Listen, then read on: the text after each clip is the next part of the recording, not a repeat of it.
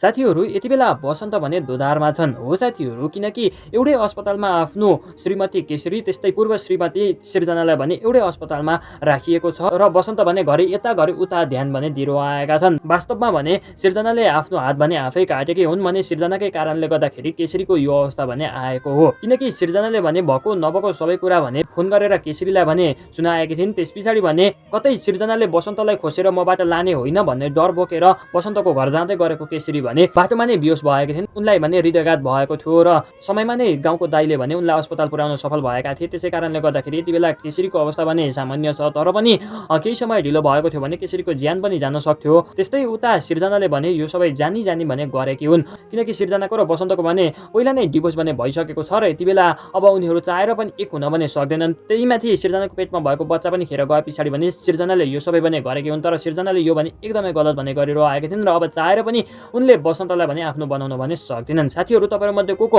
सिर्जना र बसन्त एक हुनुपर्छ भन्ने चाहनुहुन्छ? यदि तपाईहरु पनि बसन्त र सिर्जना अझै एक हुनुपर्छ भन्ने चाहनुहुन्छ भने हाम्रो यस भिडियोलाई एक लाइक गरेर कमेन्ट सेक्सनमा सिर्जना र बसन्त लेखेर हाम्रो च्यानललाई पनि सब्स्क्राइब भने गरिदिनु होला र हाम्रो भिडियोहरु कुन ठाउँबाट हेर्दै हुनुहुन्छ त्यो पनि कमेन्ट भने गर्नु होला। त्यस्तै साथीहरू, यता बसन्त भने यति बेला न यता न उताको भने भएका छन्। एउटै अस्पतालमा भने यता केशरी आफ्नो श्रीमती केशरीलाई पनि राखिएको छ भने उता आफ्नो भूतपूर्व श्रीमती सिर्जनालाई पनि त्यही अस्पतालमा भने राखिएको छ र यति बेला केशरीको पनि होस आइसकेको छ, तर उता सिर्जनाको भने अझै पनि होस भने आएको छैन र यति बेला बसन्त पनि के गरौँ र कसो गरौँ भन्ने भइरो आएका छन्। सायद अब आउने एपिसोडमा भने पक्कै पनि सिर्जनाको भने होस भने आउनेवाला छ। त्यस्तै यता केशरीलाई पनि अब आउने एपिसोडमा भने पक्कै पनि डिस्चार्ज भने गरिनेवाला छ र बसन्तले भने अहिलेसम्म केशरीलाई सिर्जनालाई पनि यही अस्पतालमा उनी बिरामी भएर ल्याएको छ भन्ने कुरा भने बताएका छैनन् र उता महेश र सिर्जनाको बाउलाई पनि केशरी पनि बिरामी भएर यही अस्पतालमा ल्याइएको छ भन्ने कुरा भने बताएका छैनन् र अब भने बसन्तले सिर्जनालाई भने चटक्कै भुल्नुपर्ने हुन्छ, नत्र भने आफ्नो यता छदाछदैको घर परिवार पनि बिग्रिन्छ। तीमाथि यति बेला केशरीलाई भने कतै बसन्त फेरि सिर्जनापट्टि नजिक हुने होइन भन्ने डर भने केशरीलाई लागिरहेको छ र त्यसै कारणले गर्दाखेरि यति बेला केशरी भने एकदमै धेरै डराइरो आएकी छिन् र